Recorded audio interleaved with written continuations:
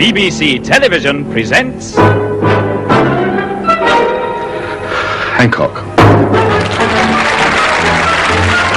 What's number 16 doing now, Ken? He's getting out of his car. And where's he been? How the hell should I know? I wasn't following him. Check the app, check the app. What's the app say? We have the latest digital technology. It's quicker than following people. That will tell you where he's been and what he's had for lunch, what he was wearing and who he sat next to. They're clearly flouting lockdown. It's one rule for the rich and another for the flaming poor, all right. No, stop messing about. Rich people in railway cuttings? Oh, it's the first I've heard of it. I thought they were all poor sods like you running around in rags, dressed only in cold sores and snot dripping from your noses. No, number 16's rich, all right. He's got a hot tub in the back garden and he's got a council pension. The hot tub is a freebie. They're all at it, that lot. I don't know. Oh, wait up. He looks a bit peaky. Perhaps we should get him tested for the coronavirus. Shall I contact the NHS, Tony? Give the bloke a break, Hancock. Why don't you leave number 16 alone? He's a mate, isn't he? You'll turn his life upside down if you report him. I thought he was a friend, but not anymore. He's been out more times than Amanda Holden's boobs on Britain's Got Talent. I've got nothing against the man. It's the whole of railway cuttings that needs to be more alert, Sid. I'm compiling a portfolio of complaints. It's that thick, and it's growing by the hour. I'm not a rule maker, Sid, but I'm not a rule breaker either. Get away from the window, Williams. Number 16's not doing nothing. He's taking something out of the boot. Wait a minute. It's either a very small man or a monkey. What's he smuggling into railway cuttings now? He's been down that wet market again, hasn't he? No, it's all right. It's a small child. How many of them has he got in that car, for God's sake? I can see 8. There may be more hiding underneath. Well, there's your proof. They can't possibly social distance with 8 people in a Mini. They've all likely got it. Before you know it, the whole street will be down with the coronavirus. We have to maintain our boundaries. Stay alert. Call it into the NHS, Williams. You can't catch the coronavirus from number 16 over here. It's the other side of the flaming road to number 23. How do you know? How do you know? It's only 60 feet. The virus is mutating. It might be able to hitch a lift on a passing pigeon. Anyway, it's not just us I'm trying to protect. It's the whole road. It could be curtains if we're not careful. It's flaming curtains now. You two twitching away like a couple of nosy old biddies. Why are you getting yourself involved, Ken? I'm just doing my bit for the NHS like Captain Tom, and the scooflint there is paying me because Hancock's half hour has been furloughed.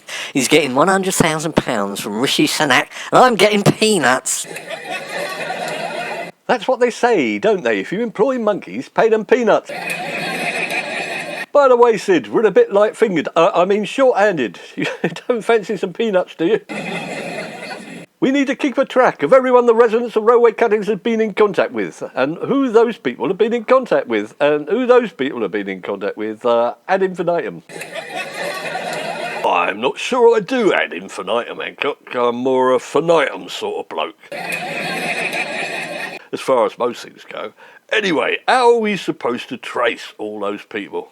You're acting like they're the enemy. Stay alert, Sid. They are the enemy now. We can contact them and trace them by using mobile phones, of course. You've got the app, haven't you? Download it from the government's website. Website? What app are we talking about, Hancock? You know I don't know me apps from me elbow. You know that. The app that you put on your mobile, of course, that says who you've been in contact with and whether you've got the coronavirus or not. For example, I've been practising by following you, Sid, for the last few weeks. You've been out with that barmaid again, haven't you? No, I haven't. Which one? Which one would you like? I've got Janet Watson, Sylvia Smith, Charlotte Thomas. Give me some more names. I'll see if they're on my list. Yeah, that's enough. I get the message. That's where you're wrong. We get the message, Sid, from this little app. You're a super spreader. The only question is what you're actually spreading, I dread to think. Yeah, and you're a spreader of lies and innuendo, mate. I'm only doing my job. I used to wear my heart on my sleeve, but that increased the chances of catching the virus. No, and it's no good wearing a mask if everyone knows who you are. That, in a nutshell, Sid James, is how you track and trace. Track and trace. Look, if you can't beat us, join us. So come over to our side. You can't do anything without us knowing it, so you might as well know what everyone else is doing as well. It's probably more interesting. Oh, flaming chance. I wouldn't be able to look myself in the eye again, Hancock. I'm not surprised with all those wriggles and bags in the way. It's about money, isn't it, Sid? Look, I'm paying well above the national minimum.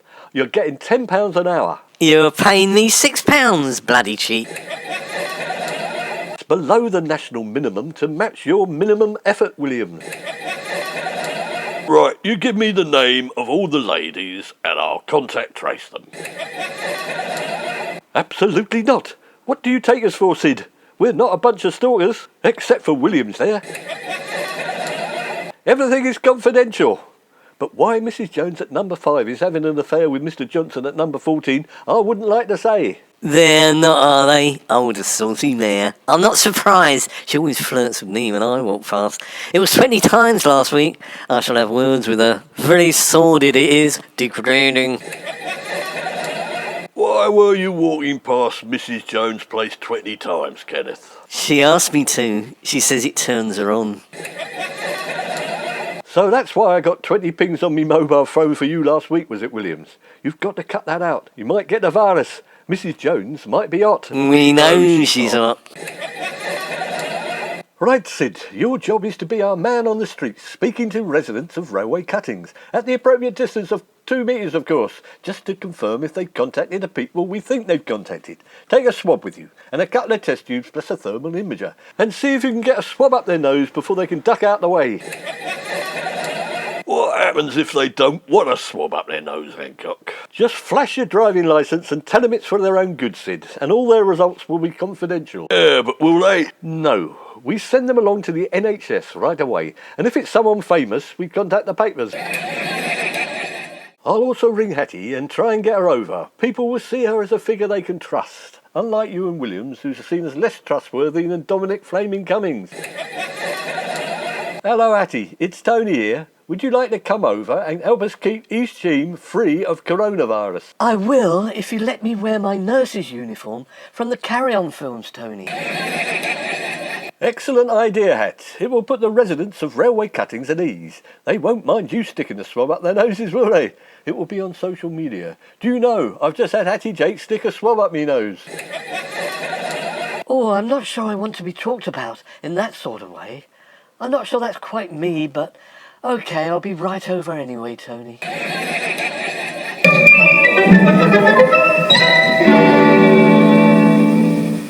Right, everyone, pay attention. Stay alert. Who's got the test and trace results for today? What results? You know. Well, start with how many people have you tested? Just a half, I'm afraid.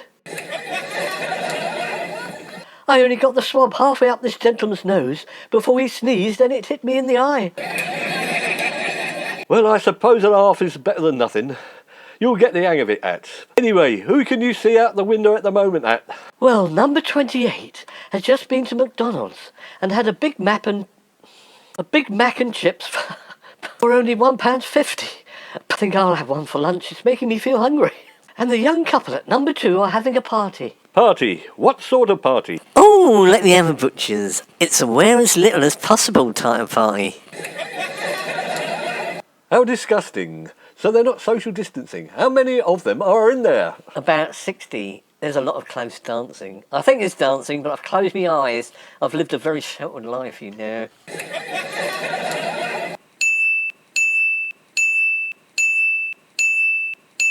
I'm getting lots of pings on me app. It must be that flaming party.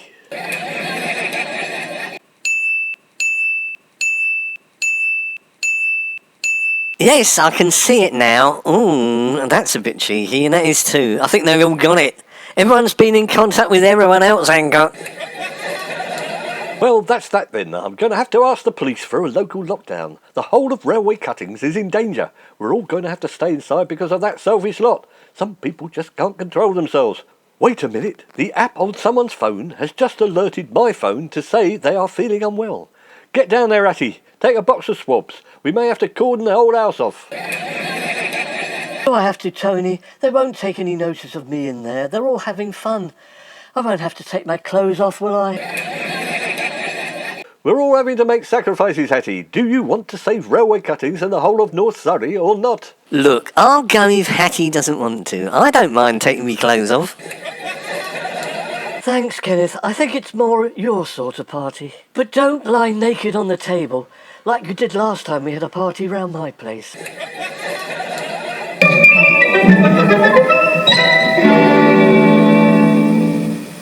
It's been 3 hours. Where is Williams?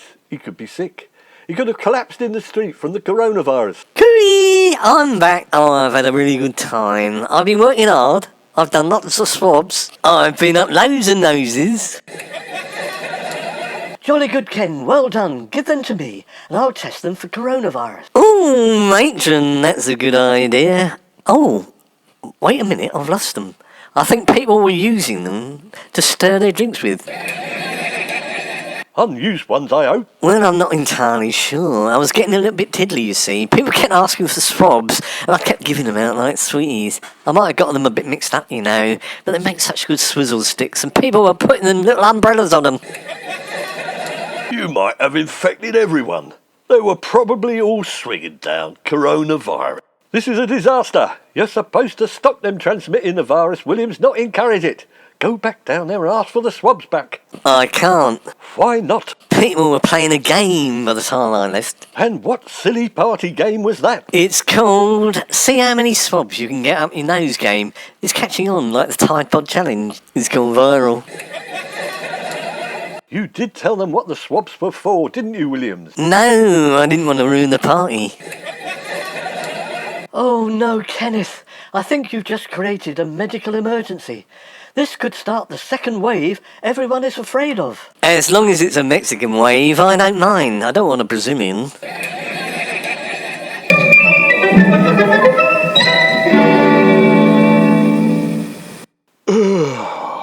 How many people have the party goers at number 2 been in contact with since yesterday, Sid? 29,676 to be precise. Wait a minute, 30,027. It keeps going up. We just can't cope, Tony. My head is starting to explode. I need a paracetamol. I'll prescribe myself one. I'm a nurse after all. And I'm feeling a bit funny too.